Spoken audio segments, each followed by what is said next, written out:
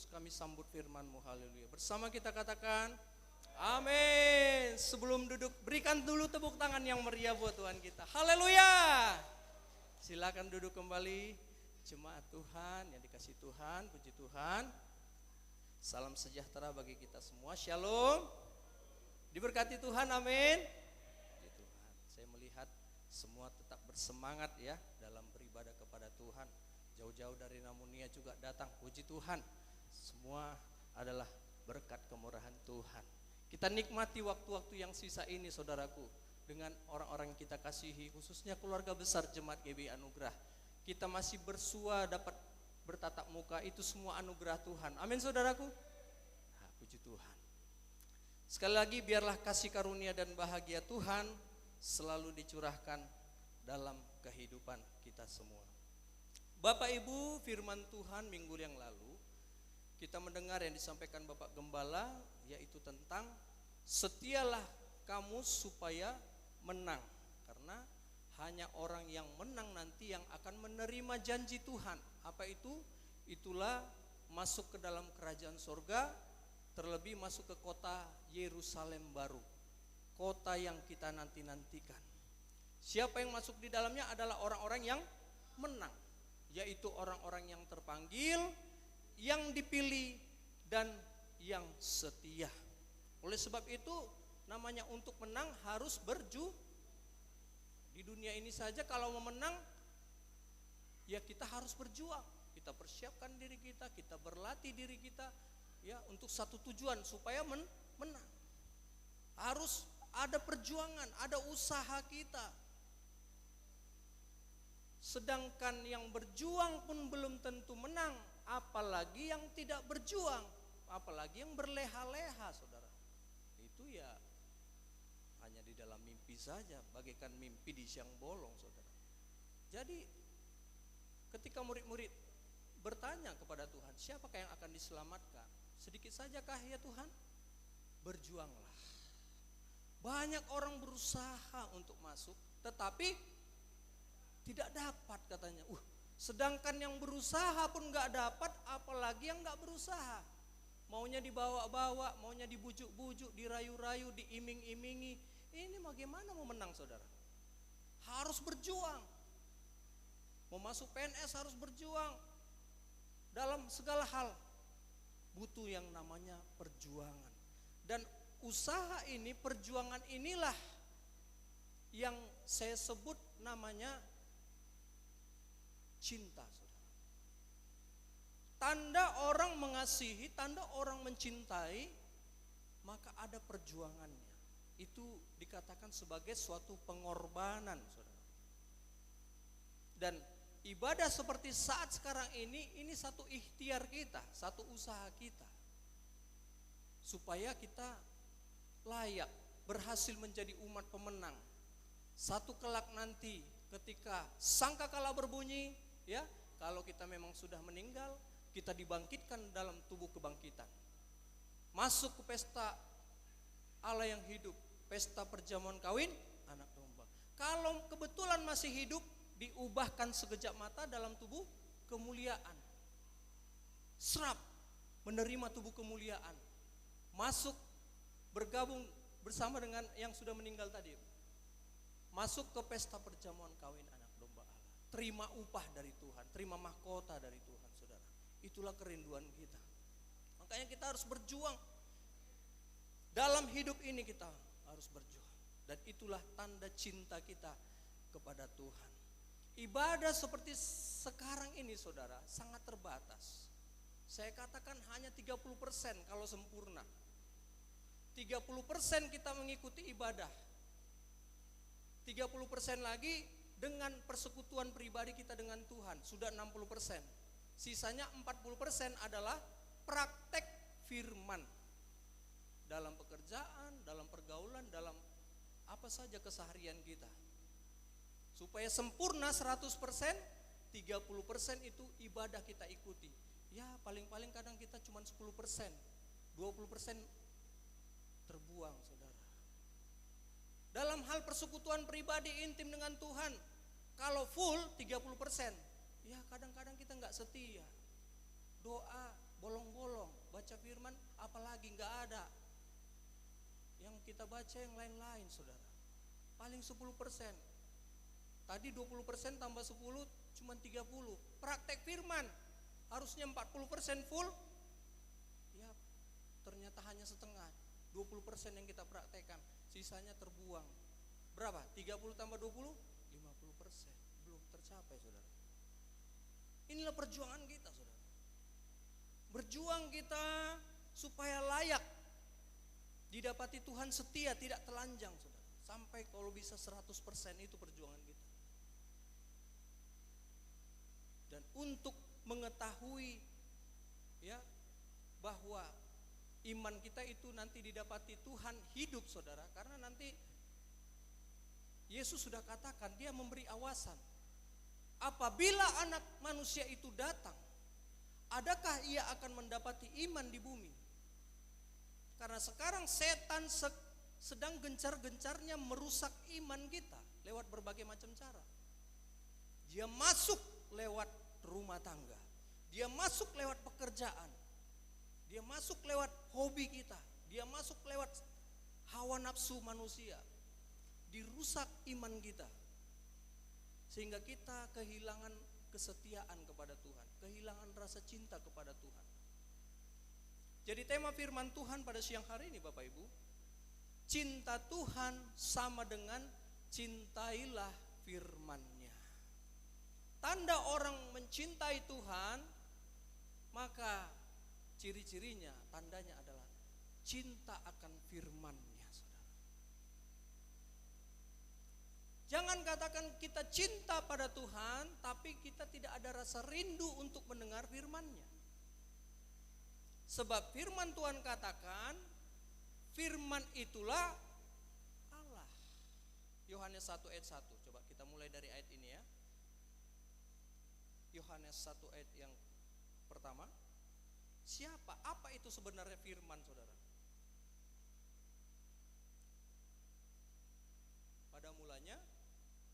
Pada mulanya adalah firman. Firman itu bersama-sama dengan Allah, dan firman itu adalah Allah. Jadi ketika kita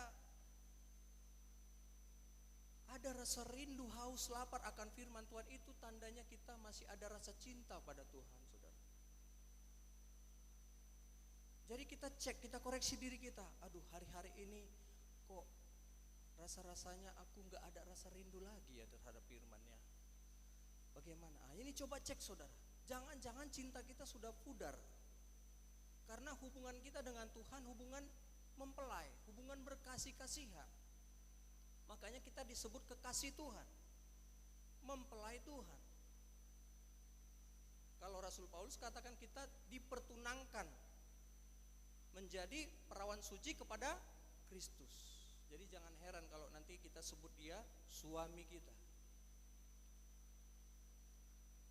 Bagaimana? Apakah masih ada rasa cinta kepada Tuhan? Atau jangan-jangan hanya di mulut saja kita katakan, aku mengasihi Engkau Yesus, tapi sebenarnya kalau kita jawab di hati kita, sudah tidak ada lagi rasa rindu untuk mencari firman-Nya, saudara. Tanda orang, ya hati-hati, tanda orang yang jauh dari Tuhan, ini saja diperhatikan, saudara. Masihkah ada rasa rindu, haus, lapar untuk dengar akan firman Tuhan? Kalau kita masing-masing ingat dulu-dulu pengikutan kita mula-mula, kasih mula-mula kepada Tuhan, pasti kalau saudara ingat, aku dulu waktu pertama kali bertobat, ikut Tuhan sungguh-sungguh, menyala-nyala dengar firman.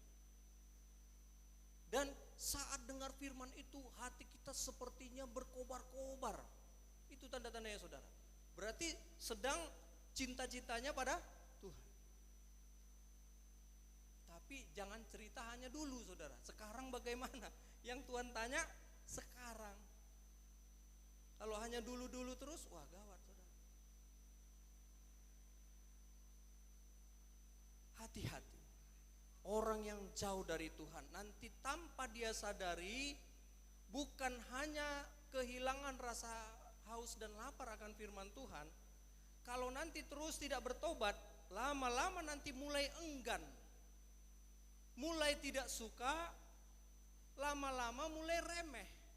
Enggak betul itu. Apalagi kita manusia ini, saudara. Kita selalu terhalang oleh mata jasmani kita. Kita lihat dulu siapa dia. Memang betul yang disampaikan itu, tapi lihat dulu profilnya. Siapa yang menyampaikan? Allah. Begitu, saudara, terhalang kita. Gak usah kita dulu waktu zaman Yesus, bangsa Yahudi ketika itu dengar firman mereka terheran-heran. Tapi mata jasmani menghalangi mereka untuk percaya. Apa mereka katakan? Lah, dari mana si kawan ini dapat pengetahuan demikian? Dari mana dia dapat kuasa sedemikian? Bisa mengadakan tanda-tanda ajaib. Dia ini kan anak Maria. Saudaranya kan ada di antara kita. Dia kan anak Yusuf si tukang kayu. Kok bisa? Kecewa mereka, saudara. Mata jasmani menghalangi mereka, saudara. Sehingga gak jadi, iman itu gak jadi bertumbuh, saudara. Nah ini kalau terus tidak bertobat, lama-lama mulai remeh terhadap firman, lama-lama nanti mulai benci terhadap firman. Kalau sudah benci, lama-lama membunuh firman, menenggelamkan firman. Firman tidak ada tempat lagi di hati, alias tidak cinta lagi kepada Tuhan. Karena siapa yang cinta Tuhan tentu cinta terhadap firman-Nya, saudara. Dan apabila hati tidak ada lagi tempat untuk meletakkan firman, sama seperti anak manusia itu, ya. Burung punya sarang, serigala punya liang, anak manusia tidak punya tempat meletakkan kepalanya. Tidak ada lagi di hati kita firman, sudah lost semua, terbuang, tercerai-berai, saudara.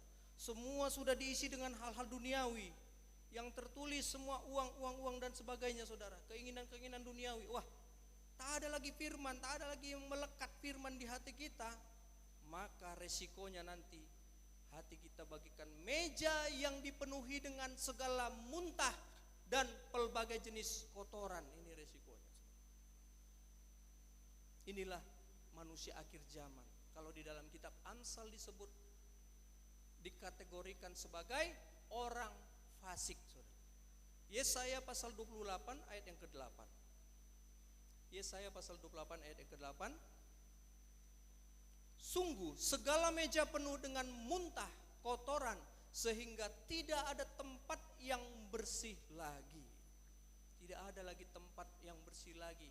Hati yang seperti ini, ya, sulit untuk menerima firman Tuhan. Membal dia, saudara, membal. Ibarat batu agak sulit untuk ditulisi firman Tuhan, langsung bagaikan benih yang terbuang di pinggir jalan, semak belukar dan sebagainya, sia-sia, saudara. Karena sudah tidak ada tempat lagi yang bersih. Di dalam meja roti sajian itu, disitulah tempat diletakkan roti, ya saudara. 12 disusun menjadi 2, 6 sesusun, saudara. Roti itu firman. Tapi kalau meja sudah penuh dengan muntah kotoran, tidak ada lagi tempat. Mau di mana ditaruh firman, saudara? Makanya orang fasik tidak tahan duduk di tengah-tengah orang benar, saudara. Nah ini yang perlu disucikan, dibersihkan, supaya layak meja itu menjadi tempat roti sajian itu, saudara. Amsal 13 ayat yang ke-13. Hati-hati. Kalau sudah tidak ada rasa rindu, haus akan firman Tuhan, akibatnya nanti kita mulai meremehkan firman Tuhan. Dan kalau kita meremehkan firman, ada risikonya. Apa risikonya, saudara? Siapa meremehkan firman, ia akan menanggung akibatnya. Tetapi siapa taat kepada perintah akan menerima balasan. Kalau kita meremehkan firman, saya mau katakan itu sedang kita meremehkan Tuhan. Karena tadi kita dengarkan firman itu adalah Allah sendiri. Segala sesuatu yang kita lihat di dunia ini diciptakan oleh Tuhan. Firman katakan, terang itu jadi, saudara. Jadilah terang, terang itu jadi. Semua dijadikan oleh firman-Nya. Betapa beraninya kita kalau sampai meremehkan firman Tuhan. Tetapi bagi kita yang percaya, anak-anak Tuhan, kita harus memiliki sikap cinta terhadap firman-Nya, saudara. Di dalam Yeremia pasal 15 ayat yang ke-16, saya rindu kita membaca firman Tuhan ini bersama-sama Bapak Ibu. Yeremia pasal 15 ayat yang ke-16.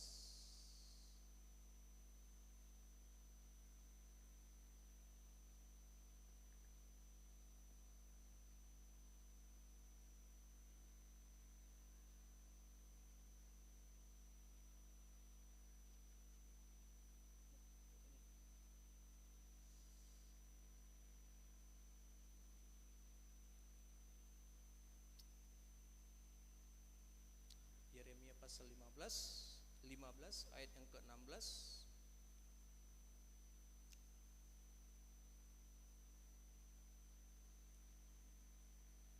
Ya. 2, 2, 3 ya.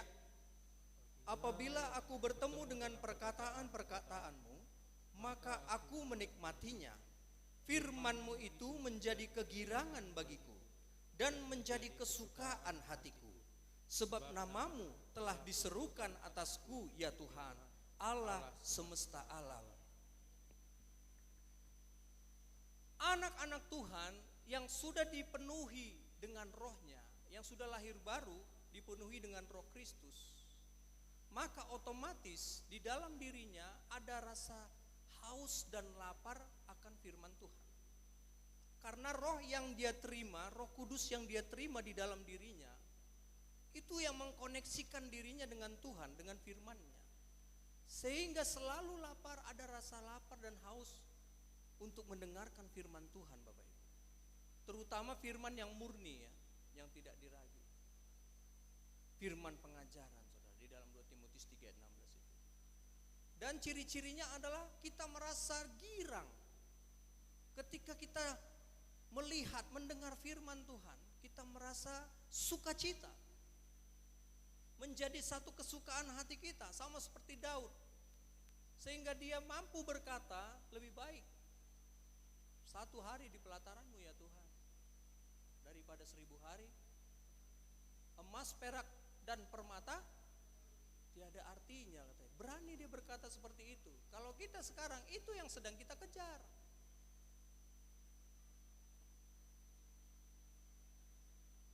Tapi Daud mampu berkata, emas, perak, dan permata tak ada artinya. Artinya bukan berarti tak bernilai, saudara. Artinya itu semua menjadi sia-sia. Segala harta di dunia ini menjadi sia-sia kalau kita kehilangan Tuhan. Ada amin? Bukan artinya oh berarti emas gak berharga, segala harta bukan begitu, saudara. Tetap berharga. Tapi itu semua menjadi sia-sia. Karena pada hari kemurkaan, harta tidak berguna, tidak bisa menyelamatkan kita. Hancur binasa. Tidak ada satupun yang akan dibiarkan tergeletak di atas batu yang lainnya. Semua diratakan, saudara, habis. Bahkan dikatakan hilang lenyap, saudara. Bumi yang lama itu hilang lenyap. Sulit membayangkannya, saudara. Jadi betapa kita butuh firman ini, saudara. Dan inilah sebenarnya menjadi tangisan daripada terkhususnya hamba-hamba Tuhan, saudara. Jangan sampai tidak ada pembukaan rahasia firman. Kalau kehilangan yang lain-lain itu biasa. Tapi kalau seorang hamba Tuhan kehilangan pembukaan rahasia firman, itu satu kesedihan yang luar biasa, saudara. Kalau sampai tidak ada dibukakan firman Tuhan, saudara.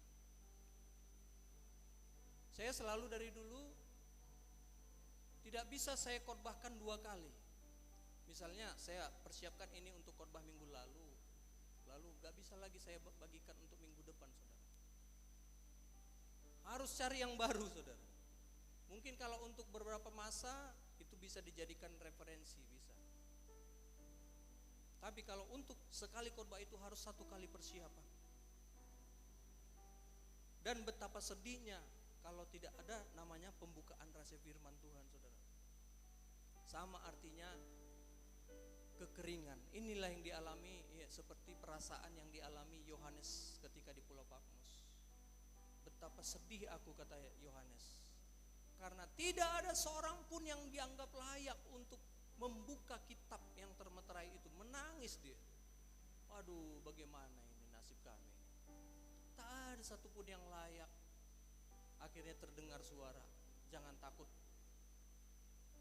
anak manusia, Yesus Kristus, dia yang sanggup, dia yang layak untuk membuka meterai itu. Tapi kalau sampai kekeringan, sama artinya tidak ada persediaan makanan.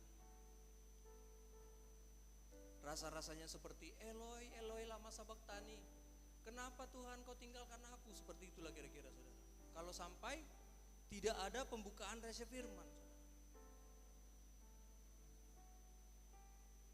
Karena kalau tidak ada pembukaan, sama artinya tidak ada makanan untuk dibagikan. Dan kalau tidak ada makanan, mulai kelaparan, mulai kurus kering rohaninya. Karena kurus kering lapar, mulai letih lesu, mulai tidak kuat untuk berperang melawan setan, mulai kalah sama musuh. Malahan justru sakit-sakitan, saudara. Makanya ya, dalam sebuah keluarga jika ada yang mengalami sakit rohani, ya saya katakan sakit, tapi selama di dalam keluarga itu ada yang rohaninya kuat, ada yang menjadi penopang dalam doa, maka yang sakit ini ya tetap bisa tertolong hidupnya, sekalipun sementara sifatnya, saudara. Karena ingat, sekuat-kuatnya Musa menopang Israel ketika itu, satu kelak dia tangannya penat juga, saudara, ditopang harus oleh Harun dan Hur, saudara. Makanya kita selalu butuh firman Tuhan. Inilah makanan kita, makanan rohani kita. Kalau jasmani makan kenyang, kuat kita, saudara. Makan apalagi yang protein, daging-daging, ikan sebagainya, kuat kita. Terlebih-lebih makanan rohani, kita sebagai umat Tuhan, ada roh Tuhan berdiam di dalam kita.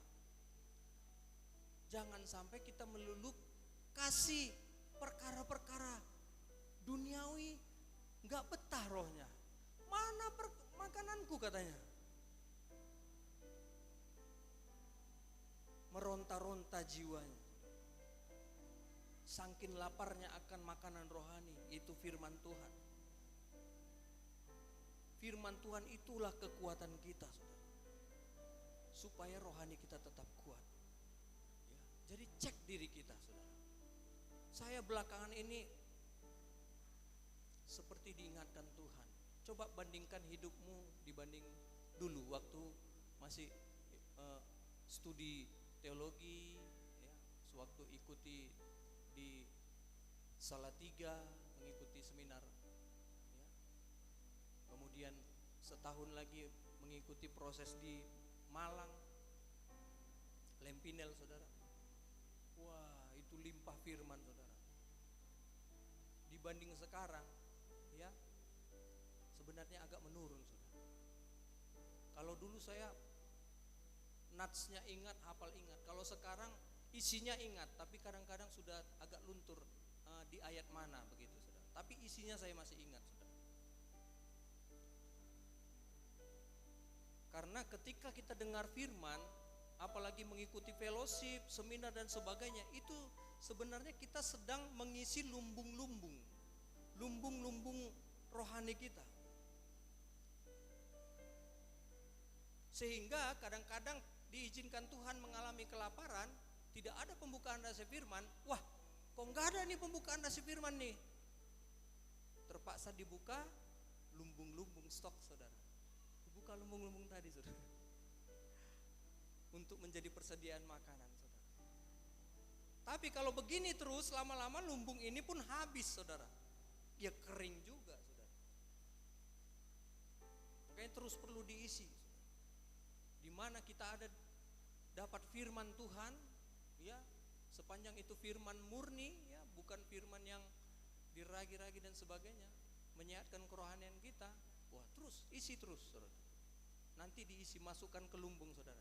Pas nanti kekeringan diambil lagi saudara, untuk menjadi makanan rohani kita. Amin, haleluya. Makanya saudara, kemarin kami Alkitab saya kan sudah pada rusak saudara, rusak.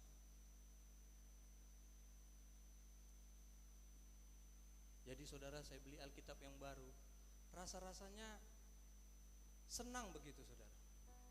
Rasa-rasanya ada satu sukacita kembali menyala-nyala untuk membaca firman-Nya. Saya rindu menamatkannya lagi saudara.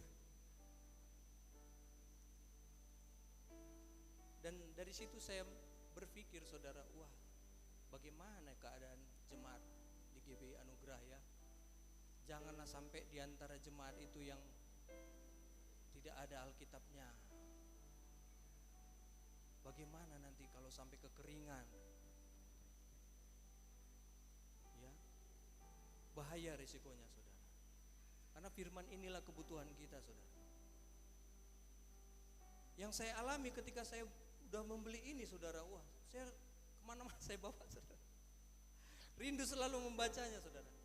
Kemudian kami sepakati, ya sudahlah kita tiap malam jam 11 buat pembacaan Alkitab bersama-sama, 4 pasal saudara, 2 pasal bergantian sepasal saudara, supaya tamat lagi saudara.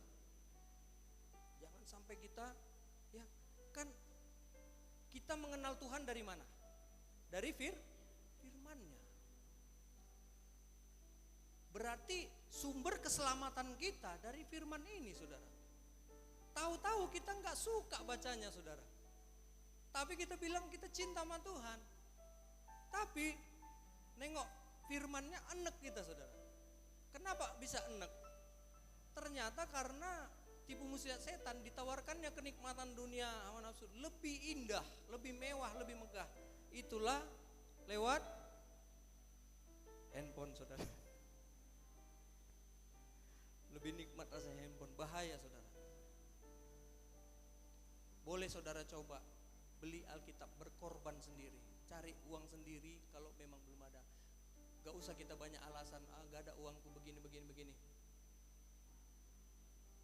Makan di kafe kita bisa, beli baju kita bisa, ratusan ribu, gak sayang. Masa untuk membeli Alkitab aja sayang-sayang. Ada amin? Ya. Ini Tuhan ingatkan saudara.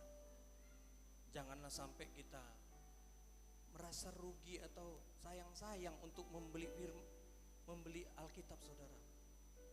Ya, firman Tuhan katakan, belilah kebenaran, jangan jual.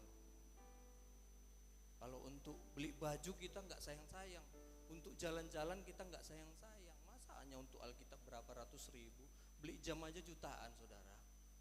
Beli Alkitab rasanya berat sekali.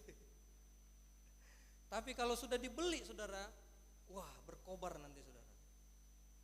Berkobar untuk menamatkannya saudara, ditamatkan saudara. Harus terbaca semua, nanti kita masuk Yerusalem baru, masih banyak ayat-ayat Alkitab yang belum kita baca. Belum pernah ku lihat ini, belum pernah ku baca ini. Karena selalu yang kita baca Yohanes 3:16. Yang lain belum pernah dibaca saudara. Kalau dulu saya udah 4 kali saya menamatkannya saudara. Itu membantu saya untuk mengingat firman-Nya saudara. Apalagi terlebih kitab Amsal, di dalamnya banyak praktek-praktek hidup yang bisa menjadi pedoman kita dalam kehidupan kita sehari-hari. Contohnya tentang amarah, menahan amarah, tentang kesabaran, sukarela dan sebagainya, murah hati dan sebagainya saudara. Itu dalam kitab Amsal itu, tentang hikmat bijaksanaan. Penting bagi kita saudara. Puji nama Tuhan. Haleluya. Bagaimana mau baca Alkitab Pak Pendeta, saya membaca agak kesulitan. Aduh, bagaimana saudara? Udah agak sulit mata saudara. Ada Alkitab audio saudara. Atau beli Alkitab yang besar-besar saudara, tulisannya saudara. Intinya di hati kita harus selalu ada rasa haus dan lapar terhadap firman Tuhan. Itulah yang membuktikan bahwa kita mengasihi Dia, mencintai Dia, mau bayar harga demi mendapatkan firman Tuhan. Saya perhatikan di dalam Alkitab, orang-orang yang ditolong oleh Tuhan Yesus, ada orang sakit disembuhkan, yang lumpuh disembuhkan, yang buta melihat, yang kerasukan setan dibebaskan. Semua itu dimulai dari mendengar. Mereka mendengar kabar-kabar tentang Yesus. Oh, Yesus itu hebat, Dia sembuhkan orang, yang sakit disembuhkan. Dia dengar kabar. Ketika dia dengar kabar tentang Injil itu, tergerak hatinya untuk datang, praktek datang kepada Yesus, datang kepada Tuhan. Jadi mulai dari dengar kabar, timbul imannya saudara. Percaya dia, aku juga pasti disembuhkan. Dia aja bisa, kok aku enggak. Timbul imannya saudara. Lewat mendengar firman, timbul iman. Dan Yesus katakan ketika dia berhadapan dengan Tuhan, ya, apa yang kau kehendaki supaya aku perbuat bagi, supaya aku begini, supaya begini, supaya begini. Pergilah dengan selamat, imanmu yang menyembuhkan, menyelamatkan. Artinya kalau dari sisi kita tidak ada iman kita, tidak ada kepercayaan kita, ya tidak ada mujizat saudara. Jadi dari diri kita dulu harus datang tulus, ada percaya kita, ada iman kita. Kita percaya firman Tuhan ini sanggup menjadikan yang tidak ada menjadi ada, sanggup mengadakan yang mustahil menjadi mungkin. Karena firman ini adalah Allah sendiri. Pasti ada mujizat terjadi, yang penting aku percaya. Jangan 1-2 tahun kita gak dijawab langsung kita balik kanan. Abraham saja untuk janjinya digenapi membutuhkan waktu, ya, dari sejak dia dipanggil Tuhan 75 tahun, terjawab di usia 100 tahun. 25 tahun dia menunggu anak yang dia kasih, itulah Ishak.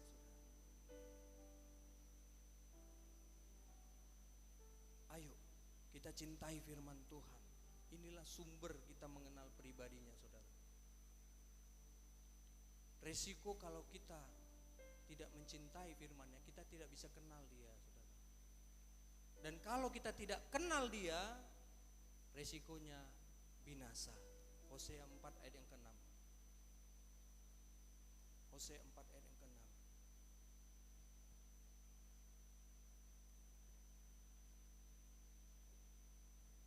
Demikian firman Tuhan. Hanya janganlah ada orang mengadu, dan jangan ada orang yang menegur, sebab terhadap engkaulah pengaduanku itu, hai imam. Coba periksa lagi. Hosea 4 ayat yang ke-6. Umatku binasa.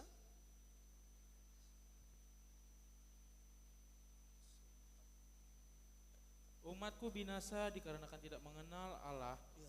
Karena engkau yang menolak pengenalan itu, maka aku menolak engkau menjadi imamku. Dan karena engkau melupakan pengajaran Allahmu, maka aku juga akan melupakan anak-anakmu. Resikonya binasa. Kenapa dikatakan binasa di sini? Karena tanpa firman Tuhan, hidup kita sebenarnya sedang berjalan di dalam kegelapan. Karena di nats yang lain dikatakan firman itu bagaikan terang. Ya, bagaikan terang. Firman-Mu pelita bagi kakiku, terang bagi jalan-jalanku. Tanpa firman tak ada terang. Sehingga kita berjalan di dalam kegelapan. Bagaimana bayangkan coba, orang yang sedang berjalan dalam kegelapan tanpa ada cahaya sama sekali, maka orang tersebut pasti selalu salah jalan.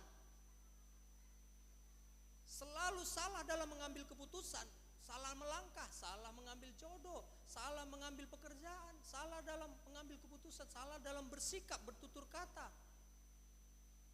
Salah keputusan, contoh dalam hal kecil saja, pinjam tanpa memperhitungkan efeknya jangka panjang, rusak semua saudara. Kenapa? Karena tidak ada terang yang menuntun jalan.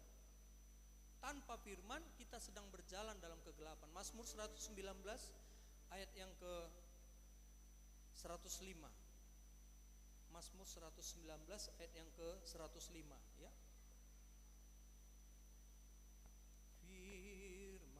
Firman-Mu itu pelita bagi kakiku dan terang bagi jalanku. Pelita bagi kakiku, terang bagi jalanku. Firman-Mu pelita bagi kakiku, terang bagi jalanku.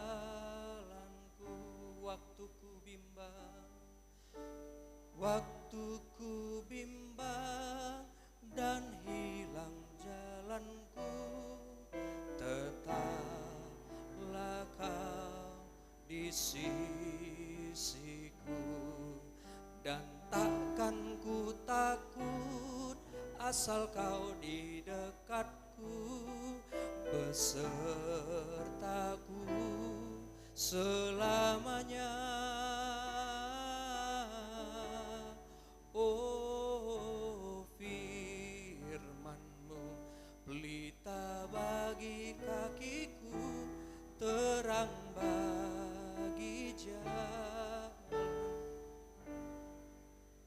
Inilah ya saudara yang membuat kenapa seorang tetap suka kali main judi online saudara.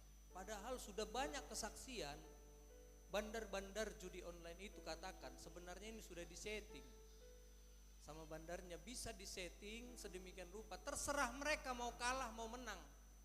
Artinya sampai kapanpun kita akan buntung saudara. Seberapapun uang kita, mau 100 juta mau 1 miliar, habis itu semua saudara, bakalan habis. Sudah tahu begini toh tetap main juga saudara, main terus, gak peduli saudara. Yang penting aku puas. Kenapa bisa begitu? Karena sudah kecanduan. Sudah kecanduan saudara. Segala sesuatu yang candu itu gak baik saudara. Kalau sudah ada kata terlalu itu gak baik. Sayang aja, terlalu sayang, terlalu udah keterlaluan sayang itu gak baik saudara. Kemana-mana diikuti, kemana-mana ditanya saudara.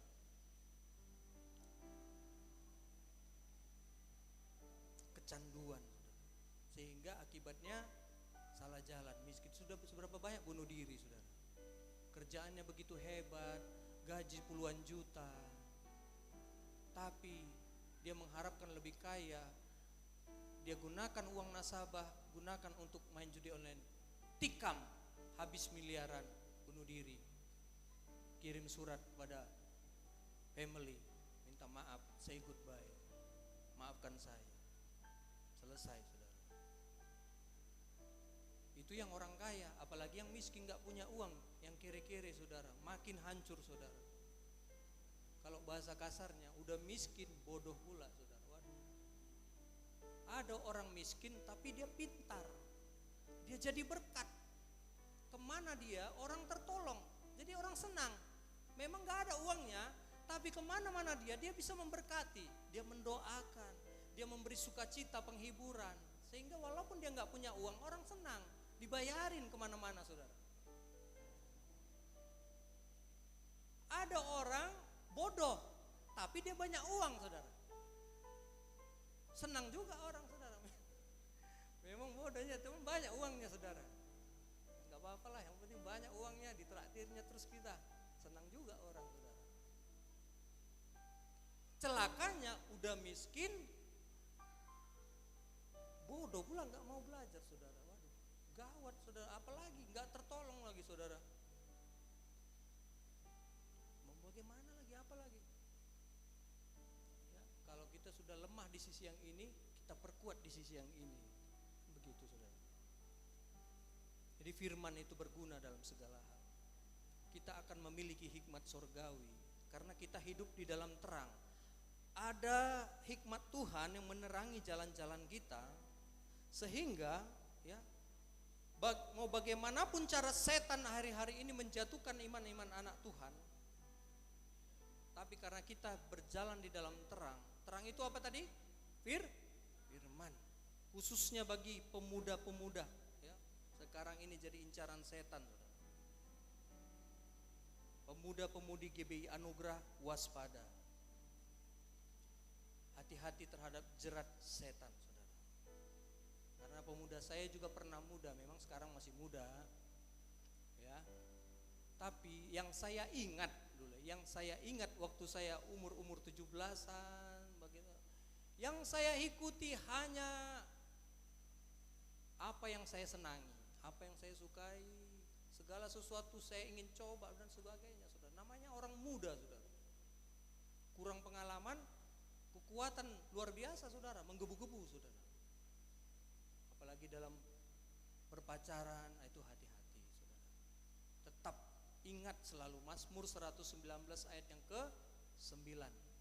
Dengan apakah seorang muda mempertahankan kelakuannya bersih dengan menjaganya sesuai dengan firman-Mu. Artinya, ya, makin kita hidup di lingkungan orang yang kira-kira masih ya bisa membuat kita jatuh imannya, saudara.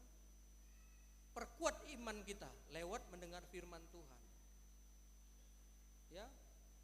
Penuhi lumbung-lumbung kita dengan firman Tuhan, makanan rohani kita, supaya kita kuat selalu, saudara. Sehingga kita menjadi muda-mudi yang kuat di dalam Tuhan, saudara. Dengan demikian nanti masa depan yang indah dan berhasil yang sudah Tuhan rencanakan itu enggak rusak. Kadang kita sendiri yang merusak masa depan kita. Tuhan sudah merancangkan kita jadi orang-orang hebat, orang-orang besar, masa depan yang mantap, tapi karena kecerobohan kita yang lalai, kita yang menjauh dari Dia, udah dikasih jalan terang, kita lebih suka yang gelap-gelap, saudara. Jadi rancangannya itu rusak, saudara. Harusnya bisa hebat kian, bisa jadi orang besar, punya masa depan yang mantap, tapi karena salah-salah jalan dalam kegelapan, salah ngambil pasangan, kasihan, saudara. Ya terpaksa bergumul lah, berdoa seumur hidup. Ya, nggak tahulah apa jawaban Tuhan. Ya, kalau ditanya hamba Tuhan tentu pasti jawabannya klasik. Ya Bu, banyak berdoalah Bu, banyak berdoalah Pak, menangis di kaki Tuhan, itu aja, saudara. Mau apa lagi dibilangnya, saudara? Ya, paling dicopang tangan, dikuatkan dalam doa, ayo terus cari Tuhan, begitu, saudara, supaya Tuhan pulihkan. Tapi sebenarnya lebih bagus mencegah, lebih bagus jangan kejadian dulu, lebih bagus dari awal-awal kita hidup di dalam terang, berjalan di dalam terang, supaya enggak salah aja, supaya enggak tersandung, supaya enggak salah ngambil keputusan, supaya terus mantap terus, aman terus.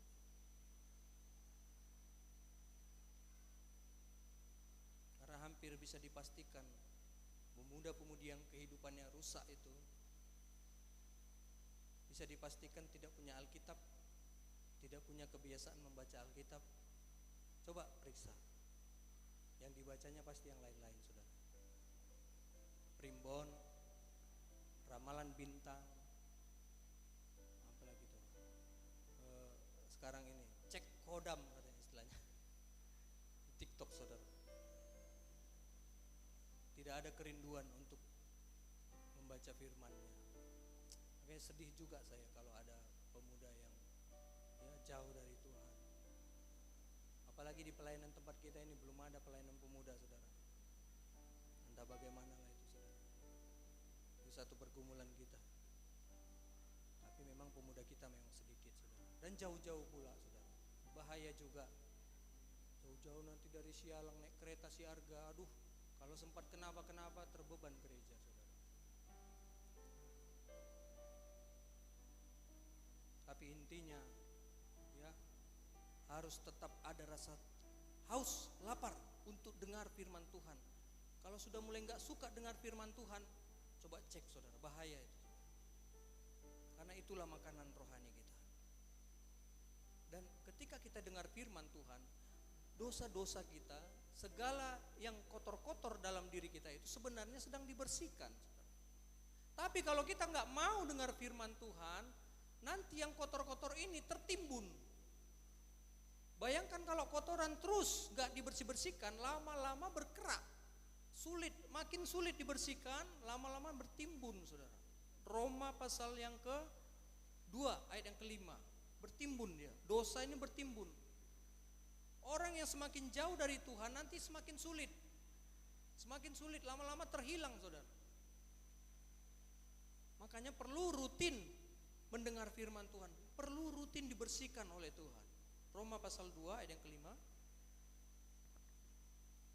Tetapi oleh kekerasan hatimu yang tidak mau bertobat, engkau menimbun murka atas dirimu sendiri pada hari waktu mana murka dan hukuman Allah yang adil akan dinyatakan. Kalau sampai kita nggak mau mendengar firman Tuhan, kita tolak firman Tuhan, kita keraskan hati kita simpan dosa-dosa kesayangan kita, nggak mau kita bertobat, saudara, sama artinya kita sedang menimbun murka. Resikonya Wahyu 18 ayat yang ke-5. Wahyu 18 ayat yang ke-5. Bahaya kalau sampai ditimbun, saudara, dosa kita. Ini bahaya, saudara. Wahyu 18 ayat yang ke-5, ya. Sebab dosa-dosanya telah bertimbun-timbun sampai ke langit. Waduh, bahaya, saudara. Udah sampai ke langit, saking tingginya, saudara. Terus? Dan Allah telah mengingat segala kejahatannya. Waduh, diingat Tuhan kejahatan kita, wah bahaya. Maunya yang Tuhan ingat kebaikan-kebaikan kita aja. Maunya dilupakan segala aib-aib kita, kejahatan kita. Karena semua kita ini punya aib. Semua kita punya dosa. Hanya kadang kita simpan, kita sembunyikan, kita hilangkan jejaknya, saudara, supaya orang lain gak tahu. Tapi Tuhan tahu. Selama belum kita bereskan, tetap disitulah dia, saudara. Tapi kalau kita mengaku dosa kita, Dia Tuhan Allah yang setia dan adil, Ia mengampuni kita, menyucikan kita dari segala pelanggaran kita, saudara. Bereskan, dinetralisir racun-racun itu supaya enggak memberi efek dalam kehidupan kita. Karena dosa ini membawa maut, saudara. Kalau enggak kita netralisir, enggak kita bereskan, enggak mau kita bertobat, lama-lama berkerak dia, saudara. Sulit dilepaskan, saudara. Amin. Makanya tetap kita bereskan dosa-dosa kita, tentunya lewat dengar firman. Kita sedang disucikan. Ya, kita mengaku dosa kita, minta ampun kepada Tuhan, kita disucikan seperti tidak pernah berbuat dosa lagi, bersih, saudara. Sekarang bagaimana sikap yang benar untuk menerima firman Tuhan? Adalah merendahkan diri. Kita contoh perempuan Siro Fenisia, Markus pasal 7 ayat yang ke-24 sampai ayat yang ke-30, saudara. Jadi sikap yang benar untuk menerima firman Tuhan seperti doa dari Pak Sinaga tadi, saudara. Merendahkan diri, saudara. Dengan merendahkan diri, maka firman itu boleh bekerja menggarap kerjakan kita. Karena satu-satunya yang tidak bisa ditiru oleh setan yaitu merendahkan diri. Pujian penyembahan setan bisa tiru, apalagi dia dulu worship leader di sorga, saudara. Dia bisa tiru penyembahan kita. Soal pengetahuan firman, wah apalagi dia sudah tahu, saudara. Soal firman Tuhan dia tahu, banyak tahu firman. Makanya dengan mencoba Yesus saja dia menggunakan firman. Ada tertulis katanya. Bisa tiru dia. Yang setan tidak bisa tiru, merendahkan hati. Dan itu tidak ada istilahnya di dalam diri setan. Karena memang dia sombong. Dia tinggi hati. Sehingga dia dijatuhkan, saudara, serendah-rendahnya. Itulah setan. Tapi kalau sampai kita mulai ada kesombongan, tinggi hati, itu itu cepat-cepat bertobat saudara. Nanti resikonya nanti kita senasib dengan setan nanti saudara, dijatuhkan kita. Coba ya baca. Lalu Yesus berangkat dari situ dan pergi ke daerah Tirus. Ia masuk ke sebuah rumah dan tidak mau bahwa ada orang yang mengetahuinya, tetapi kedatangannya tidak dapat dirahasiakan. Malah seorang ibu yang anaknya perempuan kerasukan roh jahat segera mendengar tentang dia, lalu datang dan tersungkur di depan kakinya. Segera mendengar tentang Yesus, lalu datang tersungkur di depan kaki Tuhan Yesus. Tersungkur artinya merendahkan diri di bawah kaki Tuhan, menanggalkan segala kehebatan, kebanggaan diri, segala yang kita andalkan dalam diri kita itu kita tanggalkan. Kita menyerah sama Tuhan, tersungkur di bawah kaki Tuhan. Itulah sikap yang benar untuk kita bisa menerima firman Tuhan. Sebenarnya perempuan Sirofenisia ini bukan umat Tuhan. Mereka bukan keturunan Yahudi, sehingga Yesus mengibaratkan mereka bangsa kafir. Bahkan di ayat di sini dipersamakan dengan anjing, saudara. Coba teruskan. Perempuan itu seorang Yunani bangsa Siro-Farisia. Ia memohon kepada Yesus untuk mengusir setan itu dari anaknya. Terus? Lalu Yesus berkata kepadanya, biarlah anak-anak kenyang dahulu, sebab tidak patut mengambil roti yang disediakan bagi anak-anak dan melemparkannya kepada anjing. Firman Tuhan itu adalah roti, makanan. Roti makanan yang menyehatkan kerohanian. Tapi sebenarnya roti ini adalah khusus untuk anak-anak Tuhan. Itulah umat Yahudi. Bagi di luar Yahudi itu disebut di sini dipersamakan dengan anjing, saudara. Wah, rendah serendah-rendahnya, saudara. Kok dikasih pula roti ini sama anjing, kira-kira begitu, saudara. Kau kan anjing, kok dikasih pula? Pantanglah, begitu kira-kira, saudara. Tapi apa jawabnya? Coba teruskan. Tetapi perempuan itu menjawab, benar Tuhan, tetapi anjing yang di bawah meja juga makan remah-remah yang dijatuhkan anak-anak. Maka kata Yesus kepada perempuan itu, karena kata-katamu itu, pergilah sekarang, sebab setan itu sudah keluar dari anakmu. Sebenarnya firman Tuhan yang sedang kita nikmati ini hanya remah-remah, saudara. Bayangkanlah, ini kan terjemahan, saudara. Terjemahan. Ini diterjemahkan dari yang terjemahan lagi, saudara. Begitu. Bayangkan berapa step itu, saudara. Bahasa Ibrani, Perjanjian Lama, ada sebagian bahasa Aramnya, kemudian bahasa Yunani, Perjanjian Baru, diterjemahkan lagi ke bahasa Latin, dari bahasa Latin ke bahasa Indonesia kita. Itu pun berjuang dulu, terjemahan lama, dirombak lagi di terjemahan baru, kemudian sekarang baru-baru ini dirombak lagi jadi terjemahan baru 2, saudara. Berapa step itu, saudara? Terjemahan ini, saudara. Remah. Tapi itu pun remah, sekalipun remah-remah, kalau kita dengan rendah hati terima dengan sukacita, kita imani, sekalipun itu hanya remah-remah, tapi itu sanggup menolong kita, Bapak Ibu. Kalau kita percaya kepada Tuhan, dalam firman-Nya ini mengandung janji untuk hidup sekarang maupun hidup yang akan datang. Kita sanggup diselamatkan oleh Tuhan asal kita percaya, beriman kepada firman-Nya. Sehingga perempuan ini sekalipun dipersamakan dengan anjing, tapi karena dia terima, dia iakan, benar Tuhan, benar. Tidak ada perbantahan, saudara. Tidak ada perbantahan. Sehingga dia diselamatkan.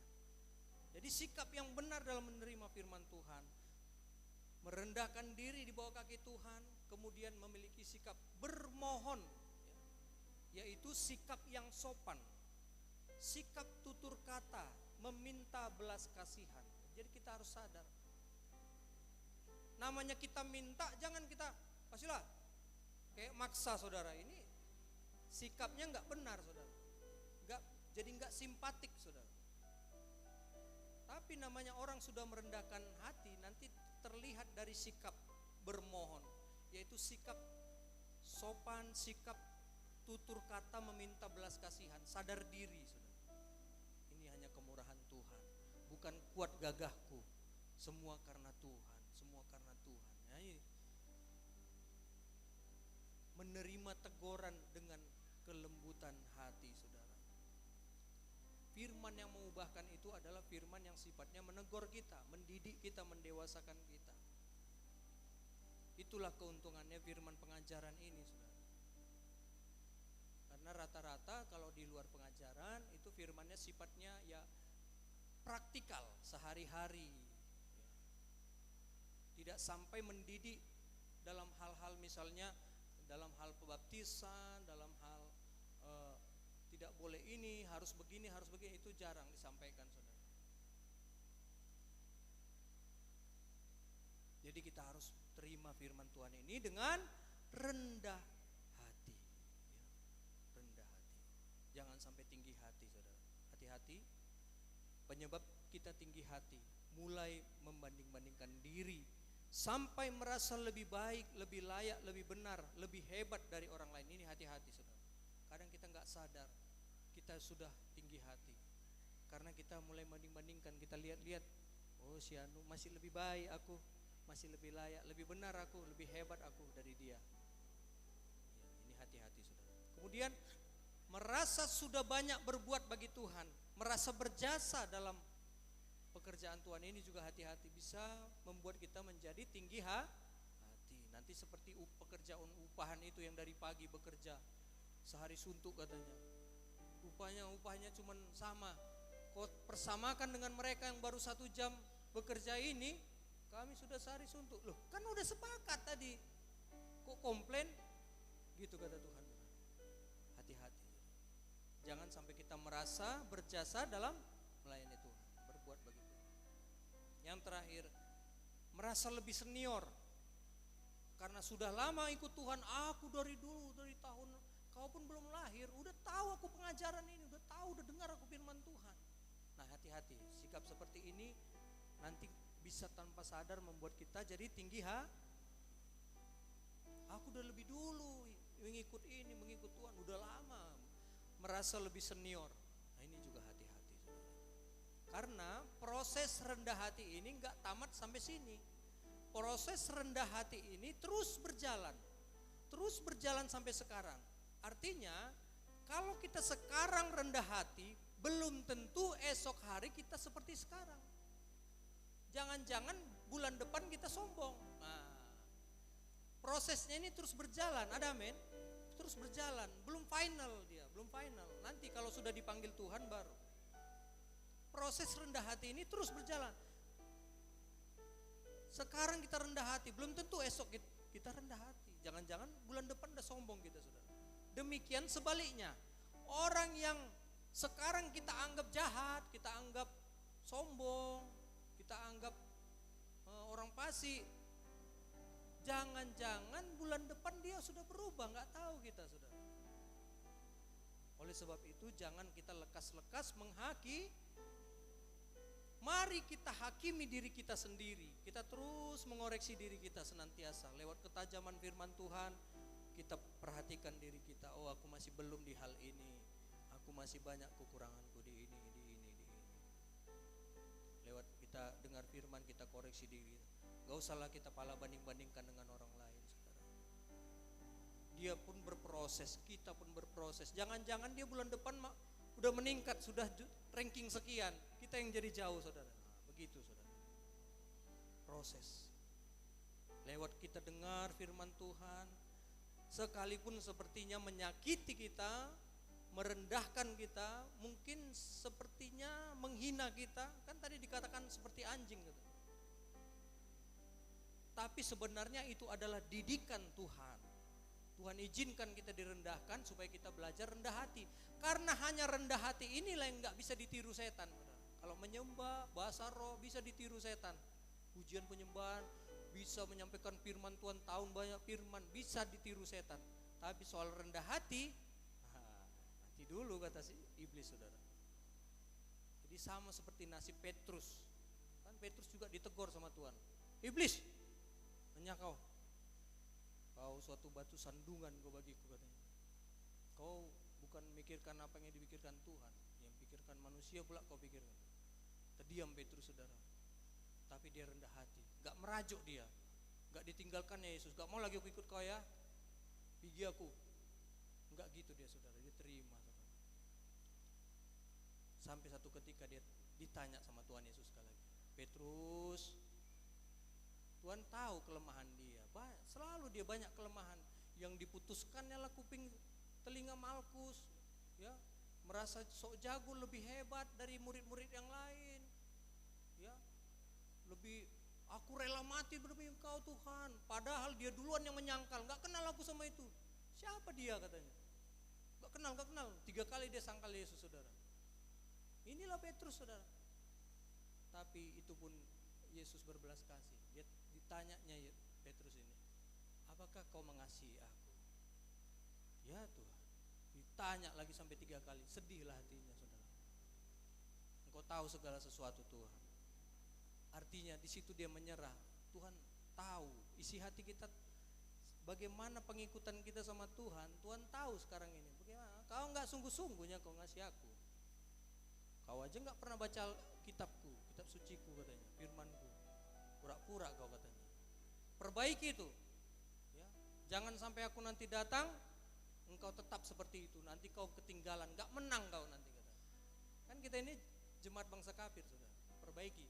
Apa yang masih belum beres, perbaiki. Amin. Ya. Perbaiki. Kalau selama ini kita nggak ada rasa haus lapar terhadap firman, mulai berjuang, saudara, berjuang.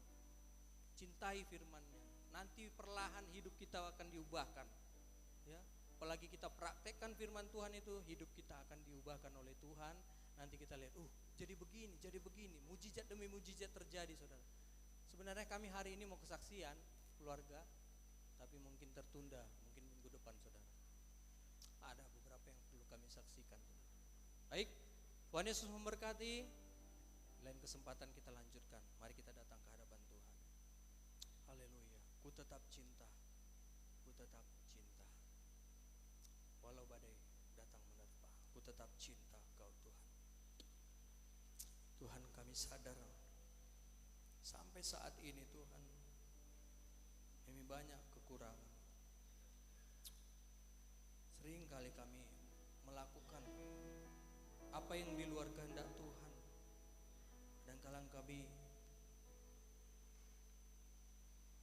hidup sesuka hati kami sendiri tanpa menghiraukan firman-Mu. Akibat kelalaian kami, tidak mencari, tidak merindukan firman-Mu. Ampuni kami. Ampuni kami. Kami mau kembali datang di hadapan Tuhan. Mari saya jemput kita sama-sama bangkit berdiri dan nyanyikan